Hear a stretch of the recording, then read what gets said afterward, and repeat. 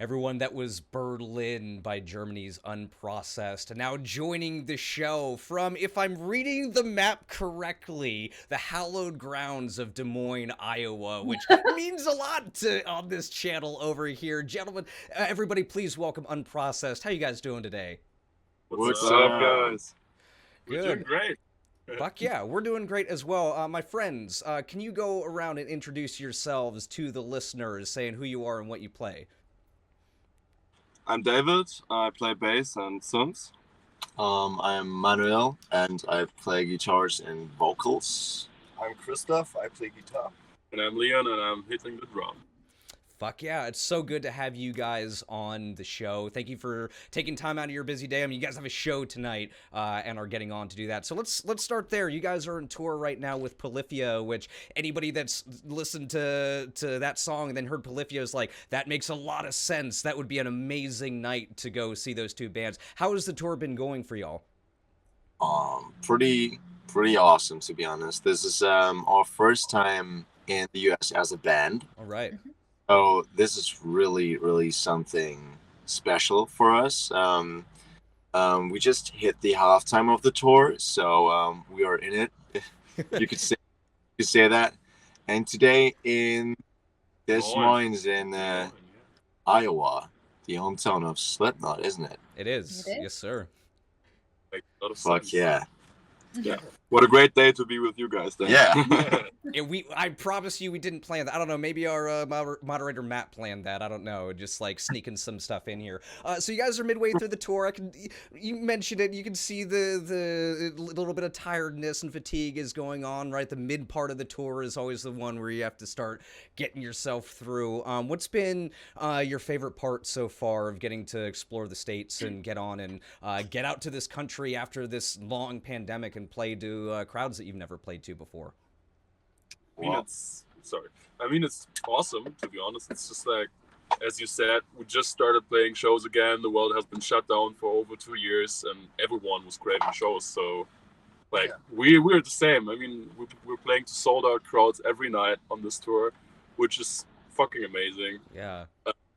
And yeah, it's just a blast, man. It's so good meeting the US crowds. They have been really energetic so far, so nothing to complain at all. It's just sick. Yeah. I think like the shows itself are the coolest thing about this tour, in my opinion. Yeah, that's true. But like seeing everything, driving through the country, very interesting for us as well. Guys, so yeah, we're having a good time. That's good. You mentioned that. I was curious to know, you guys are about, you said midway through, you guys have been going for a couple of weeks now. What's been your best onstage memory so far for this tour? You keep stealing my questions, John. I'm sorry, Cori. All right, so this is a wicked one. I think it was a few days ago, and there was this one guy. He tried to go on stage like completely out of order. Maybe he was like super drunk or whatever. And he tried to grab my shoes, and the security guy just tackled him over. And it was just like so funny to see because it was like still headbanging and he was on the floor. Yeah. He was still enjoying it even though he was pretty much pulled over by the security. That was wicked. And I would say show-wise, every single city was insane, but there were like 3 that really surprised me. It was Atlanta, it was New York, and it was Toronto in Canada. Oh wow. Yeah, Atlanta's a great market. I've seen a couple of shows in there. I'm just like 4 hours north there. Great place to go see a show. Very culturally diverse. They love their music over there, and they can get into just about any band that goes through that town. Really cool. Cori, I know I stole one of your questions, but I know you've got a bunch of backups. Please jump in here so I'm not bogarting this conversation. No, you stole 2 of my questions. Your last 2 questions were both on my list. All right, well, I owe you $1 then. 50 cents per question. 50 cents per question. And so this album, it's very dynamic. It's very exciting. There's a lot of different layers to it. What have been your favorite tracks from this album to perform live so far, since we're still on the subject of tours? Oh, I think this is really common for us all. I would say The Longing, because as we started the tour, the song wasn't out, so nobody knew it. And no lie, but that song, even it was new and nobody knew it, was like always in highlight of the set. So the people were like going crazy about the song because it's so heavy and the riff is just like so energetic. So the people kind of loved it from the beginning, and now it's out and people still love it. Yeah, people still love it. But yeah, that one is pretty fun to play live. Also, Rain, I think is it's like the counterpart to that, because it's really a soft song, and we've been struggling with deciding whether we should play it or not on this tour. Yeah. But then we decided on playing it, and I don't think we regret it, because you can really tell that is really a song that can draw people into the band that don't know anything of us, because you can really hear each layer because it's so calm. That's true. Yeah, and Excellent. oh, go ahead, Cori. No, I was gonna say my next question switches gears. So if you've got another follow-up, let's go for it. Yeah, I mean, I'd just like to stay on the album for just a second, because this is your first full length since Artificial Void, and your first like full length since the break of the pandemic. And now I know you guys are used to writing electronically. You use through computers and everything like that. So was the break? Do you feel like you guys, since you're used to sending stuff back and forth and writing the way that you do you think that you guys were in a prime position when the pandemic stopped to be able to focus on writing music rather than having to scramble like a lot of bands did? Not really, to be honest. I mean, we had the time to just like write a lot, but I think we would have done it either way, because we love writing and recording music. That's our biggest passion, or at least for me, it's my biggest passion to just be there and compose something, produce something, whatever. But it's quite an interesting story, because David and myself, we were like living in an apartment together in the beginning of the pandemic, so we had like a lot of time to write stuff, produce stuff, and this is actually where Gold was born. The first song we wrote, it isn't on the record, but it was like in the new era of like the Unprocessed songs. It was Dead Rose, and the follow-up was Portrait, which is on the record now. And so every song has like its own, it's just like a follow-up after follow-up. So I would say gotta say, like, without the pandemic, I don't think the album would have so many tracks. And Red Wine, especially. Red Wine is really that pandemic track, because it carries that apocalyptic feeling. I don't know, but I just wanted to say that it's a pretty long album, and that is mostly because there was so much time in between the tours. So maybe it would have been 2 albums without the pandemic. Yeah. But we just accomplished so many tracks, and because it was that era that we all gone through, we kind of thought that they also belong together, and so it's a big ass record.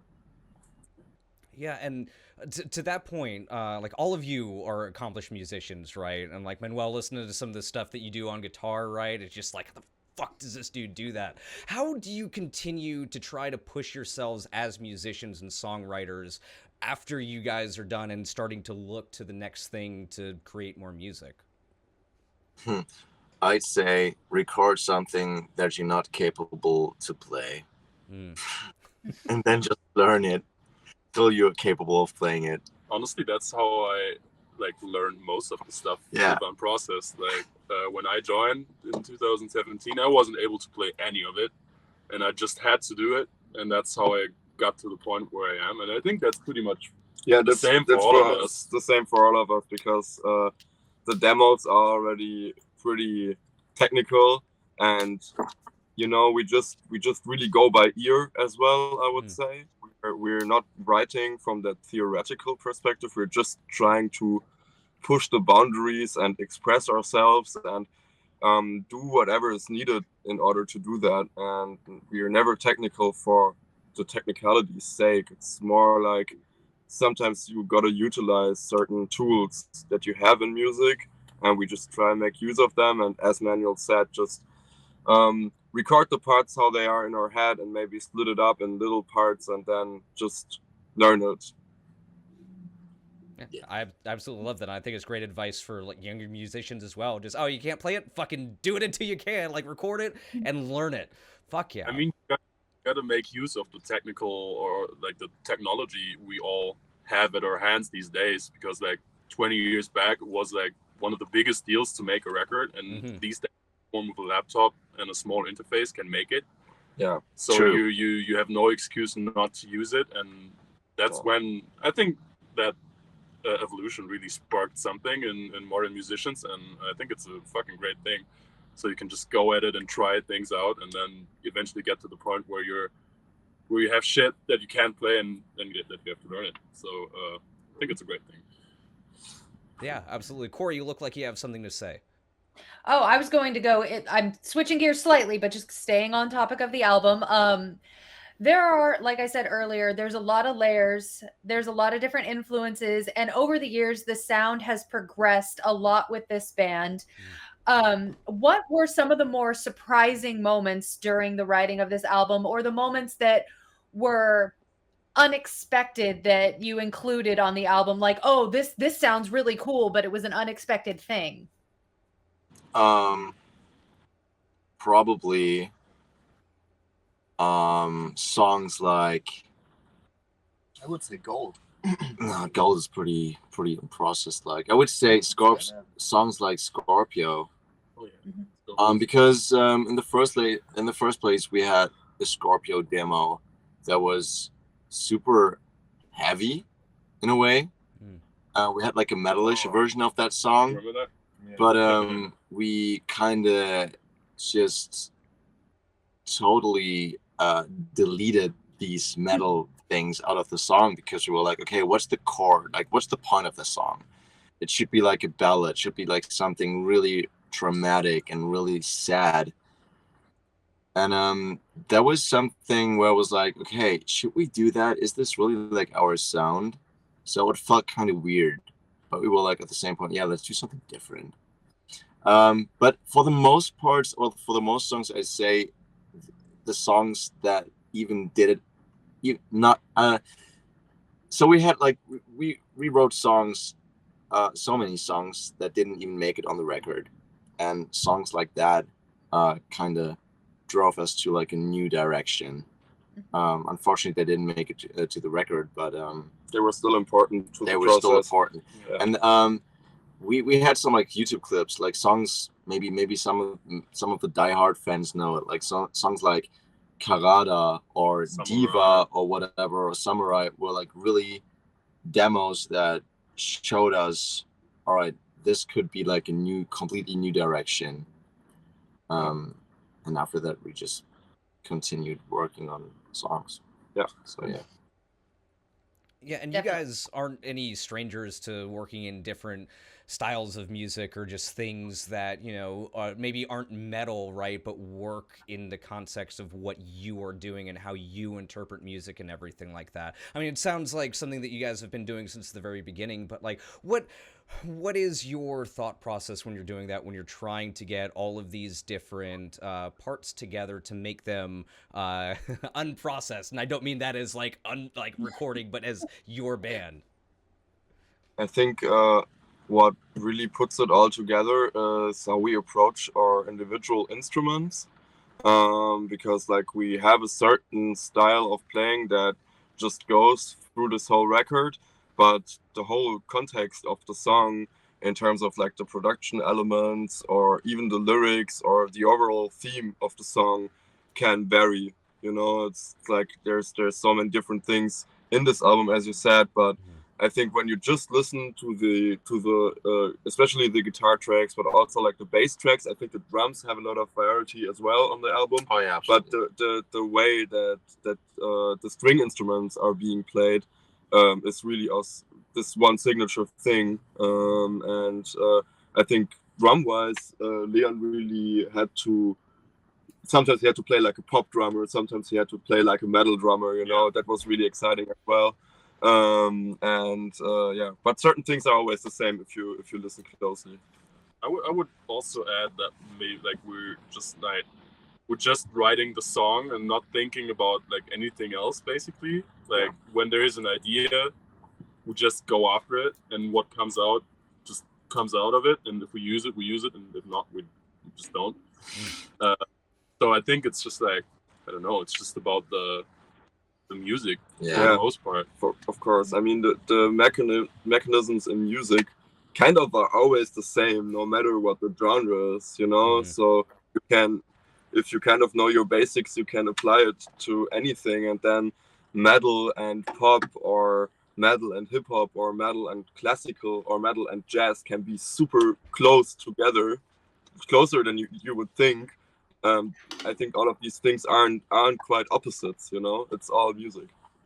Yeah, it's something that we talk a lot about on this show specifically, given a lot of since we focus on a lot of underground bands, right? There are a lot of newer, younger bands that are trying stuff that hasn't been done before. And I think that's because of the advent of streaming, right? A lot of people can listen to a lot of different music nowadays and pull from a lot of different ideas. But I mean, I think it's an exciting time right now, both to be a musician and to be a fan of music, because people are just trying to do things that, you know, serve the songs that they're trying to write, regardless of like, oh, these walls for these genres are up. And for me, that's so exciting to just have musicians be able to do whatever it is that they want without thinking about, you know, oh, does it have to sound like this, or does it have to sound like that? So I think you guys are well on your way to doing that, and it's very exciting to hear. Thank you. Thank you. Yeah, Cori, do you have anything else for Unprocessed? That little conversation right there actually just answered my next question. So you guys beat me to it. I owe you $1.50. Well, no, actually, they owe me 50 cents because they asked it or answered it without me asking. There we go. What was your question though? Well, okay. So my question was this. The thing that I love most about metal is it pretty much goes with everything else. Like you brought up, metal can go with pop, metal can go with jazz, metal can go with any of the other genres. And that's one of the things that I love the most about it. Do you think that being part of the metal community has allowed you to be more creative or stretch your wings a bit more into other genres and try new things without certain limitations because of that? Yeah, if we started out as like a hip hop act, we would probably just stick to it, you know.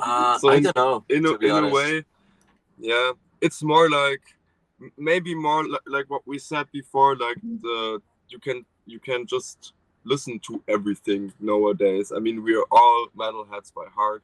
You just gotta say that. 100%. And like we all grew up with metal from a certain point in our youth. And I mean, for me, definitely, especially new metal. I mean, when I had that Korn record, Take a Look into the Mirror, I remember that was the first time hearing a rapper on metal, and I instantly found it super cool. I'm not sure if that is really what drives us towards this genre diversity, but it's definitely a factor. I mean, yeah.